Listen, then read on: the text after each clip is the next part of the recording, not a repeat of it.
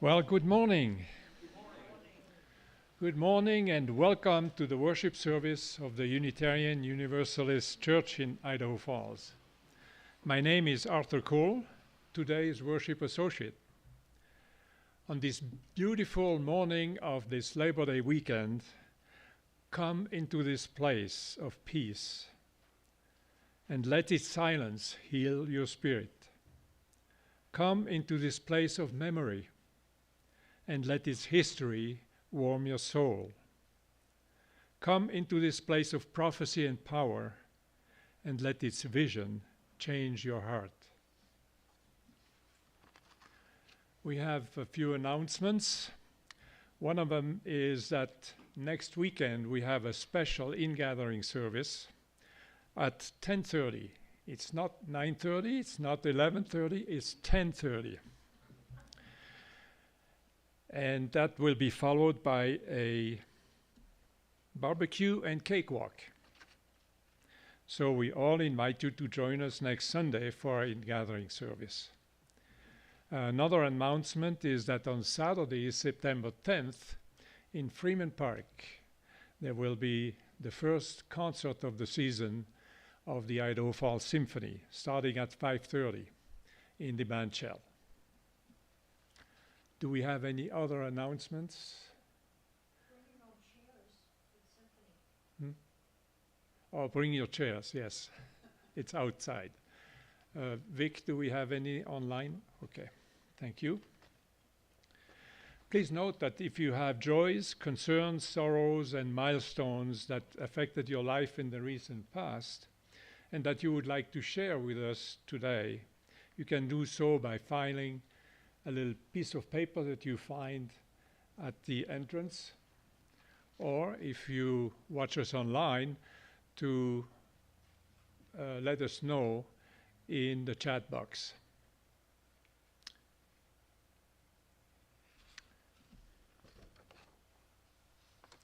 I invite you now to enter into the spirit of worship with words by Reverend Bill Schultz. May we be reminded here of our highest aspirations and inspired to bring our gifts of love and service to the altar of humanity.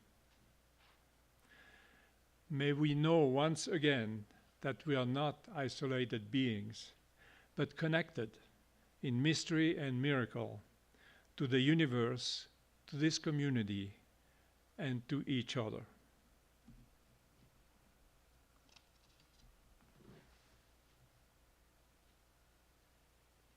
I will now ring the peace bowl 3 times at the start of our worship service.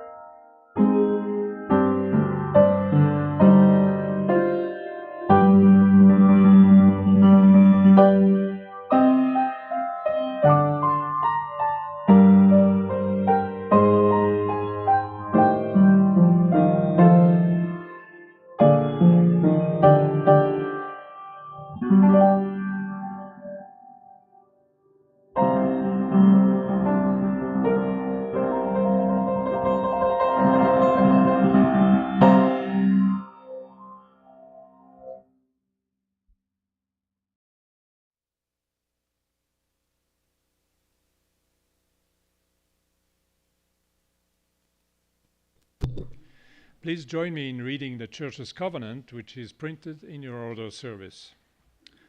Love is the spirit of this community, and service its law. This is our great covenant, to dwell together in peace, to seek the truth in love, and to help one another. We will now light the flaming chalice, symbol of our faith, to illumine this day with words by Reverend Christine Robinson. We gather this hour as people of faith, with joys and sorrows, gifts and needs. We light this beacon of hope, sign of our quest for truth and meaning, in celebration of the life we share together.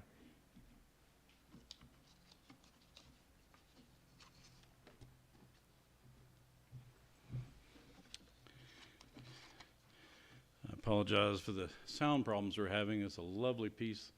Jessica, it's just really a shame that it was overshadowed with the buzzing, so maybe we'll get lucky on the next one. We'll see what happens. No telling. When technology works, it's great. When it doesn't, not so much. Our call to worship this morning comes from Wendell Berry. I go by a field where once I cultivated a few poor crops.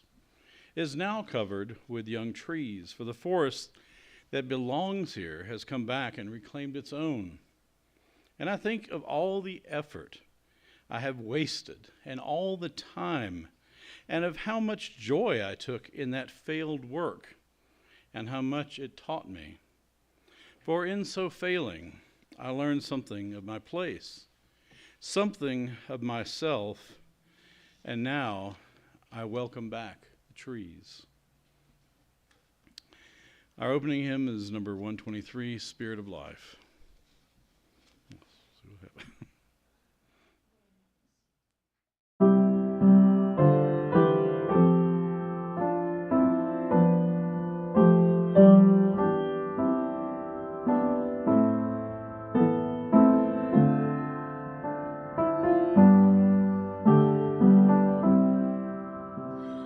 Spirit of life, come unto me. Sing in my heart all the stirrings of compassion. Blow in the wind, rise in the sea,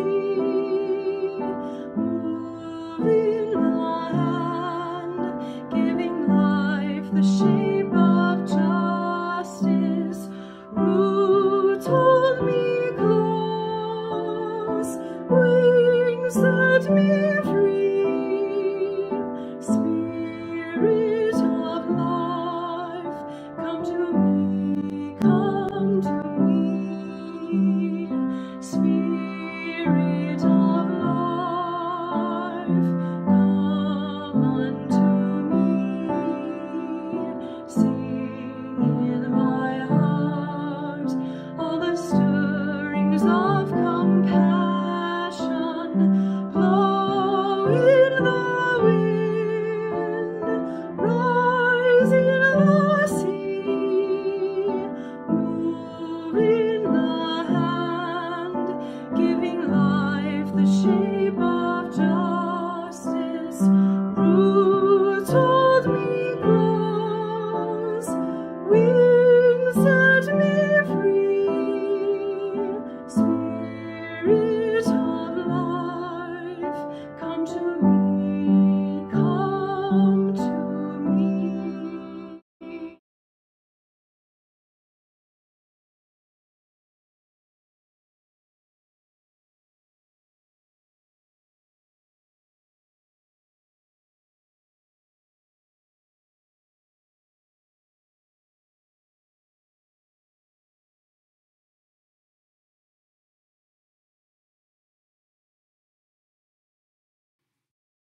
Today's Time for All Ages, Who Never Made Mistakes.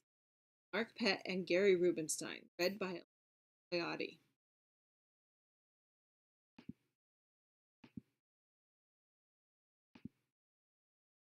Never made mistakes.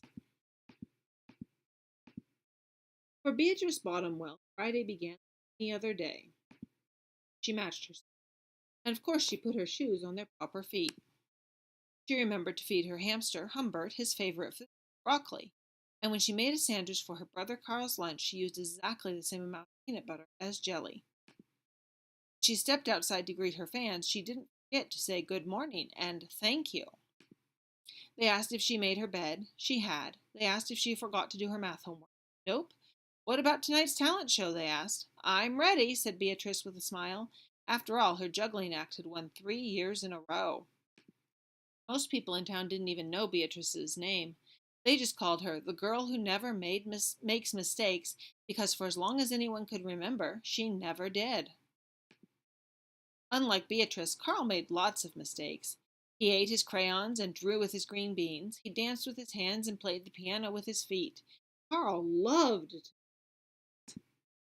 At school, Beatrice was his best friend, and Sarah. To make their giant rhubarb muffins, they needed 4 eggs. Beatrice went to the refrigerator and carefully chose the biggest, eggiest eggs she could find. But on the way back, her legs slipped out from under. The eggs went flying.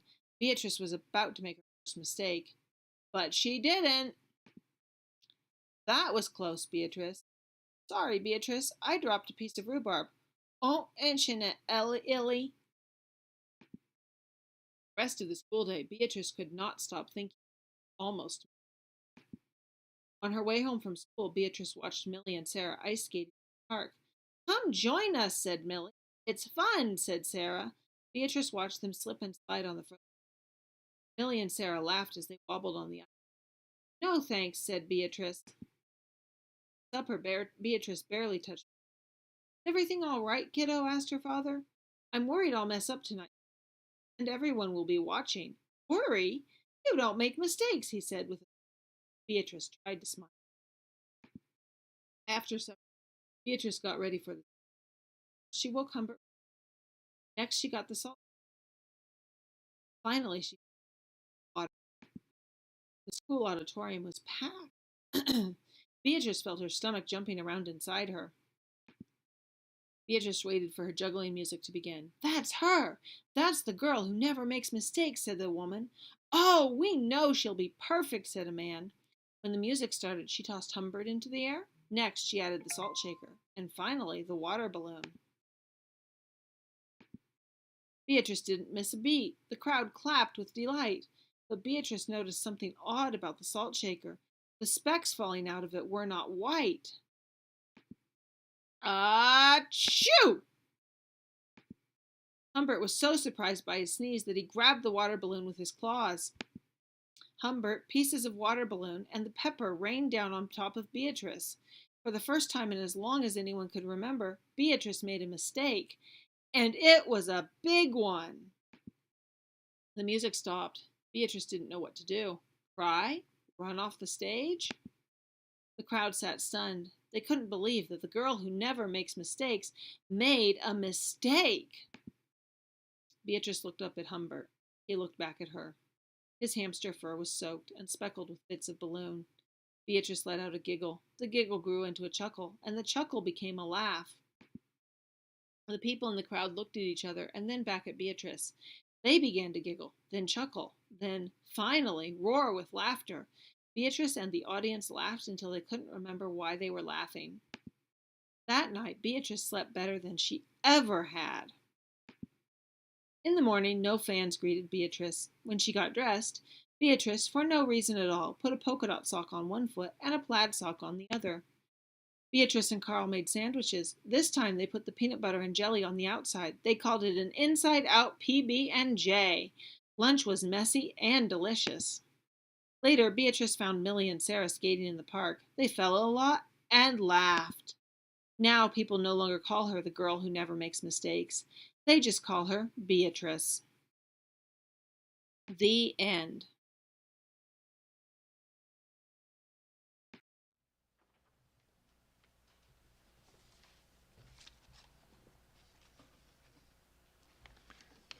We now dedicate time to our joys, concerns, sorrows, and milestones, a time to share with this religious community events that have affected your life in the recent past and speak out for those we want to hold in our thoughts. And we have a joy, and that is to welcome a new visitor, Bob. Welcome. And Victoria has a joy. Alaska, using ranked choice voting, now has a pro-choice moderate to fill in for the next 2 months. Then we'll have another election. Sarah Palin is out.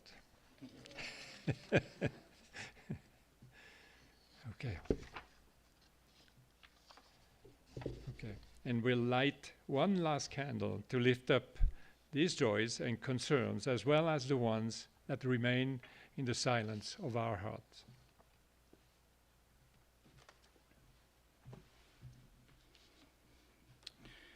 And just so you know, Jessica will be here in person next week, so we won't have the problem. We'll see what we can fix this week. I'm not sure what's going on. It's been working fine the last 2 weeks, but I guess it's kind of a good metaphor for our service today on making mistakes and accidents. So, well, it'll take as a learning moment. Our reading this morning comes from the book Dancing with the Sacred: Evolution, Ecology, and God by Carl E. Peters. If one is used to thinking of God as a being who created the world, trying to think about God as a process or event of creation may seem quite radical. When I began to reflect on God as a process of creation, I found it helpful to come up with unusual expressions that heighten my sense of what this process could be in our daily lives. This chapter explores one unusual expression: to err is divine. An immediate reaction to this might be, that's a mistake. I agree. The usual saying is, to err is human, to forgive divine. However, my mistake highlights the main point I wish to raise. I am suggesting that when we think of God as a process of creation, one aspect of that process is, we might say, mistake-making, error-making. How can God be regarded as mistake-making? Affirming this is indeed a mistake from the perspective of how we usually talk about God, that is, from the way things are said traditionally. However, if we understand what an error or mistake is, we might make sense of this unusual expression. Error or mistake can mean a deviation from the way things have usually been said or done. These words signify mistakes, so that the past is not reproduced in exactly the same way. Yet, from another perspective, mistakes are new variations on the past. Therefore, they may possibly be a creative advance into the future. One possible idea about the pattern making of creation that seems to fit much of our experience is the idea proposed by Charles Darwin, namely that creating consists of two unrelated processes. One is the set of interactions that creates new variations, and the other is the set of interactions that selects and preserves some variations over others. Darwin developed his theory of random variation and natural selection to account for the biological creation of new species. I think that his idea of how creating takes place can be extended to include creating in human cultures.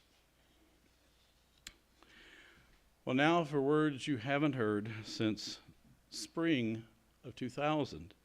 We will have our offertory and pass the basket. And today's offering is going to feature a change for change, which Victoria will talk about in just a moment. And so if you're writing a check or if you're using the envelopes, please mark on there if you want it to go to the change for change or to the pledge or the regular church donation. So, Victoria.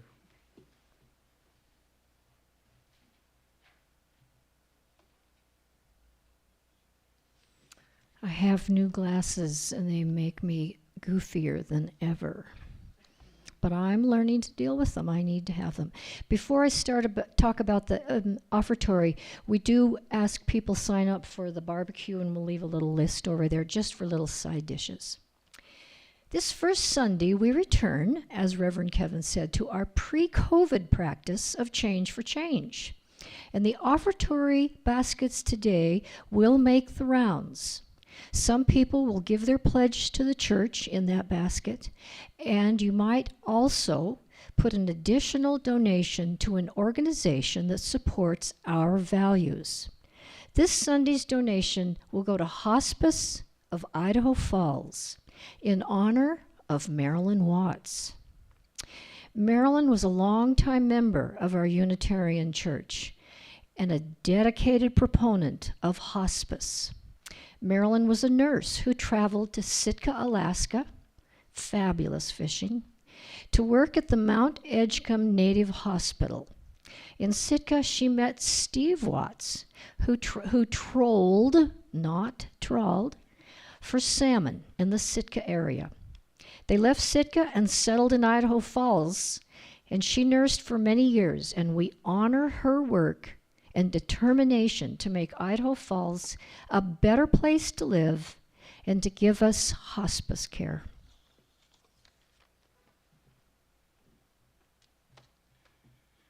So now the offering to support the mission of this church will be given and gratefully received.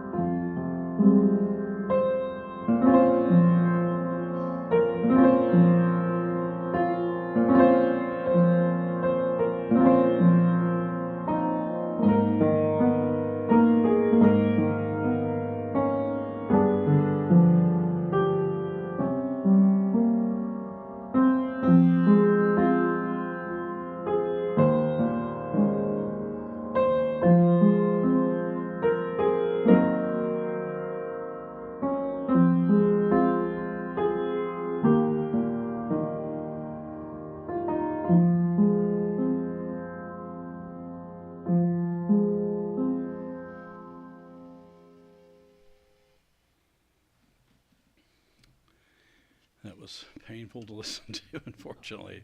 I apologize to Jessica, who did such a nice job of recording those for us, and it's beautiful music. I assure you, it doesn't without the crackling sound. It may be shocking to hear, but all of us are here this morning by mistake.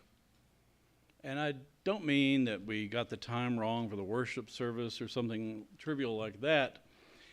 I'm talking about fundamental mistakes in the evolution of the universe, and lots of them. Some people will certainly disagree, but I'm saying that we are the end product of an unimaginable number of accidents and errors in the creative unfolding of the cosmos from the Big Bang to the present moment. Since we do exist, perhaps from our perspective, it would be better to call this chain of mistakes happy little accidents, in the words of the television artist Bob Ross. We wouldn't be here if it weren't for the luck of our species emerging on a habitable planet in the so-called Goldilocks zone around our sun. We would not have a moon to influence the tides and rhythms of life were it not for a collision of the Earth that was experienced with a large Mars-sized body about 4.5 billion years ago. We were again lucky to have plenty of water on Earth and the right combination of molecules to bump into one another and produce RNA and DNA, allowing life to begin. And once the first cells formed and began to divide and reproduce, we owe our existence to a long chain of errors in the process. As Jacob Bronowski wrote, life is a process of accurate copying, but it is also an evolutionary process which moves forward only because there are errors in the copy. Each time a cell divides, it makes copies of its chromosomes, and if things function properly, the new cell is a duplicate of the original. Fortunately for every species on the planet, errors occur routinely, and eventually enough errors occur to produce a new species that is substantially different from its ancestors. Most of these tiny genetic errors are unnoticeable, or may even be harmful to the organism. But some are beneficial, or simply unusual.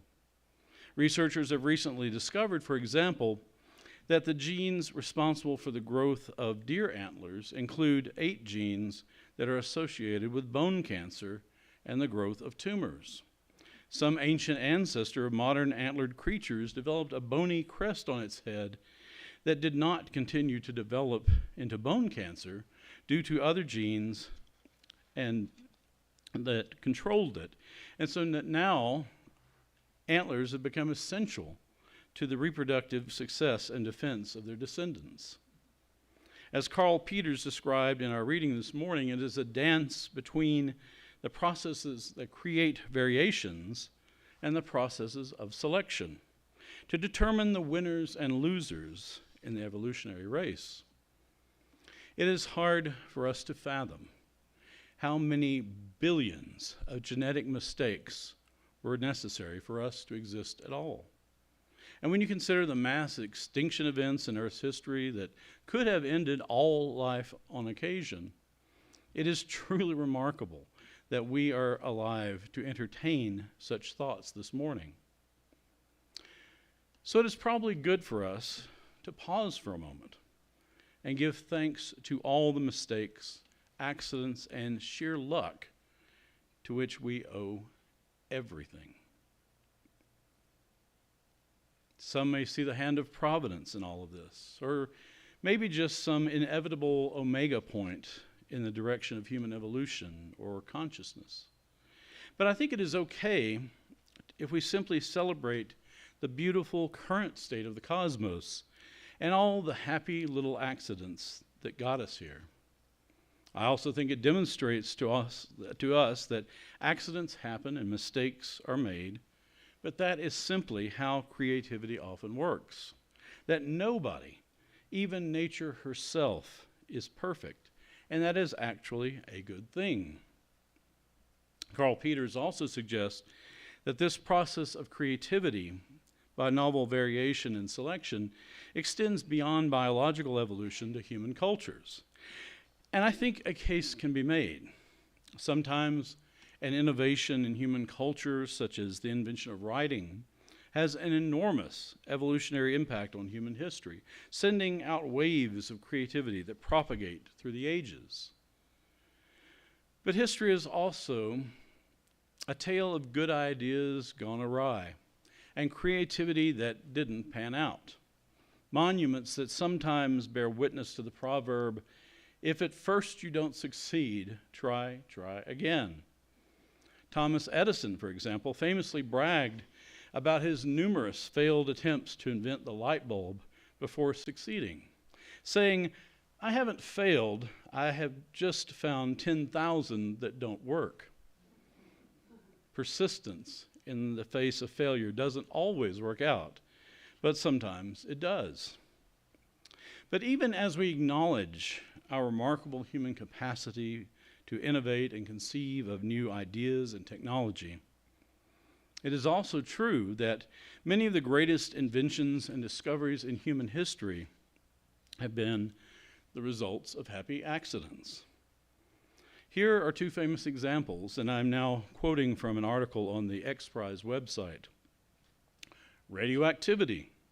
One of the most famous ever accidental breakthroughs in the field of physics happened in 1896 when the French physicist Henri Becquerel opened a drawer and discovered spontaneous radioactivity. Well, not exactly spontaneous. Becquerel was intrigued by the discovery of X-rays and wanted to investigate their relationship with phosphorescence. So he was attempting to expose photographic plates with sunlight using uranium salts.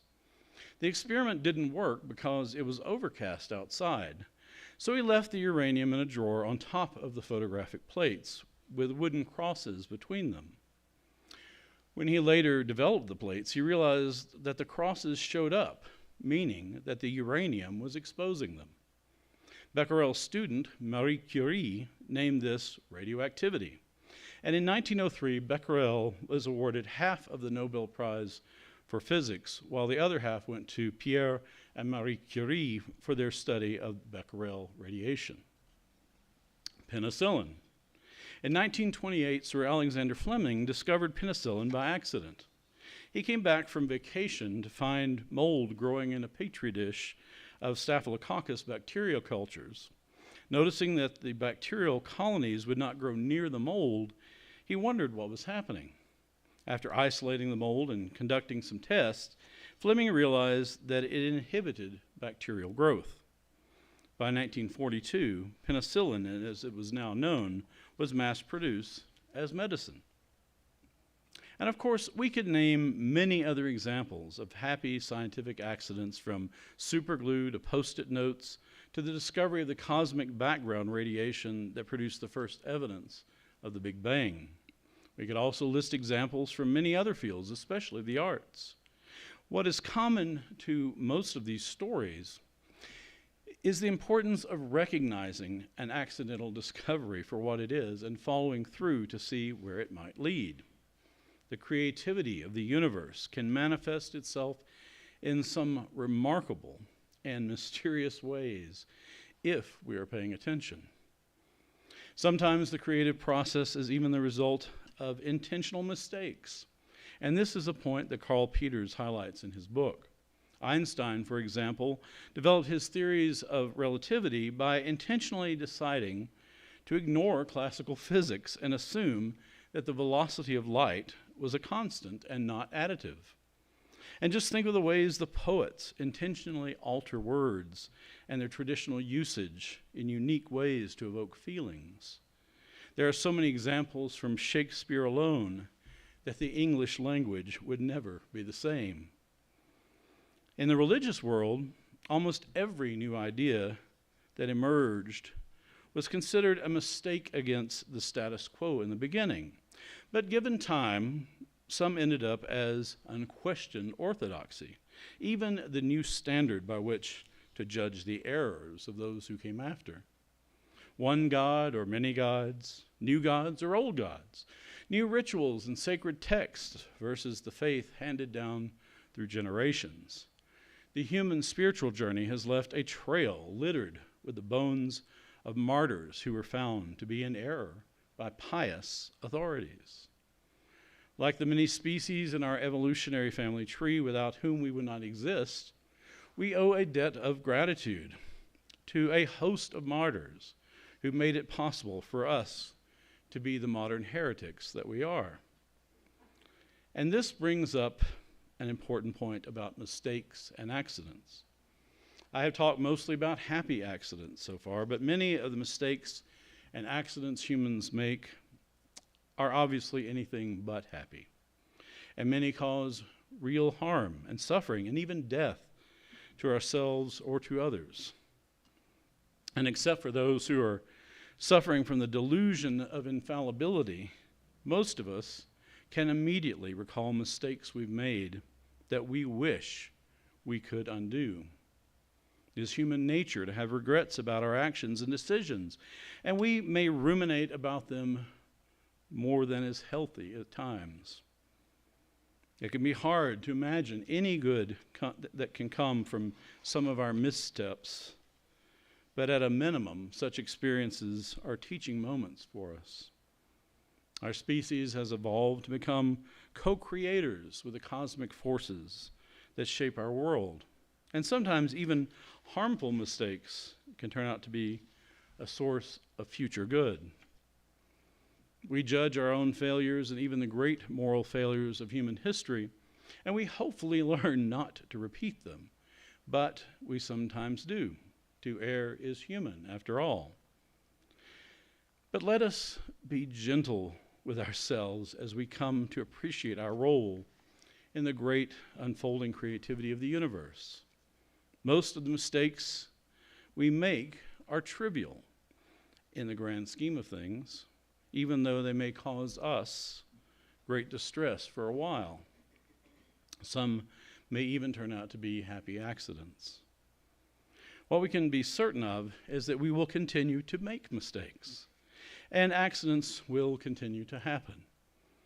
This is simply the way the cosmos evolves, and the way we grow as human beings. We will try and fail many times. There will be occasions when circumstances will make our hearts break, and we will want to scream loud enough to rip the very fabric of space and time. We may desperately cling to the thought of undoing a mistake or accident when it isn't even possible. Especially in such times, it may be comforting to remember that we are here because of a long journey of creative mistakes, that the beauty we experience also owes a debt to sometimes cataclysmic, destructive, and creative forces in the cosmos, that to err is also divine. Seeing the universe as a sacred creative process rife with mistakes is sometimes expressed in ways that are a bit too anthropomorphic for me, that God shares in the creativity and somehow experiences our joys and sorrows alike, is an idea that resonates with many people, but I can only imagine it in a metaphorical sense. I find solace in feeling that I am part of an evolving creative cosmos filled with beauty and wonder, lots of mistakes, and even great personal sorrow that is sometimes shared with others. As part of the interdependent web of all existence, I am a co-creator in the journey who will create and make mistakes as long as I live. What a wonder it is to be part of such a story. Our closing hymn is number 346. Come sing a song with me.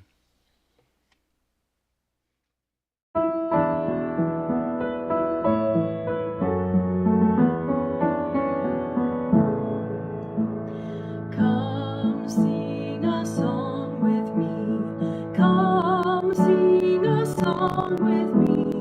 Come sing a song with me, that I might know your mind. And I'll bring you hope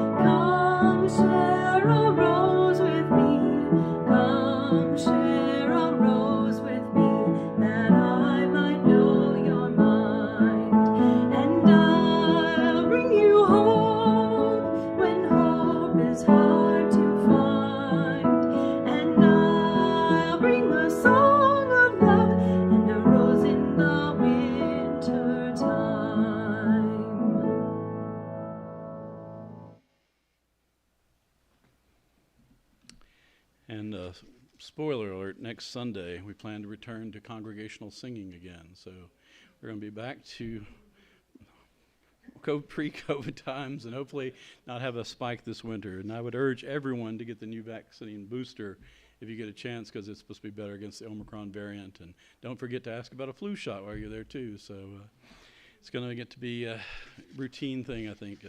But I'm looking forward to singing again. Our closing words this morning are the poem, The Poet with His Face in His Hands by Mary Oliver. You want to cry aloud for your mistakes, but to tell you the truth, the world doesn't need any more of that sound. So if you're going to do it and can't stop yourself, if your pretty mouth can't hold it in, at least go by yourself across the 40 fields and the 40 dark inclines of rocks and water to the place where the falls are flinging out their white sheets like crazy. And there is a cave behind all that, jubilation and water, fun, and you can stand there under it and roar all you want, and nothing will be disturbed. You can drip with despair all afternoon, and still, on a green branch, its wings just lightly touched by the passing foil of the water, the thrush, puffing out its spotted breast, will sing of the perfect, stone-hard beauty of everything.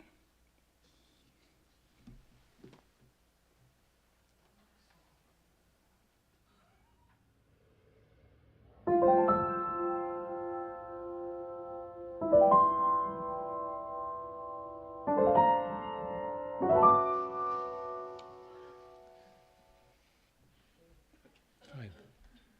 Well, please join me in reading the words for the extinguishing of our chalice flame. We extinguish this flame, but not the light of truth, the warmth of community, or the fire of commitment. These we carry in our hearts until we are together again.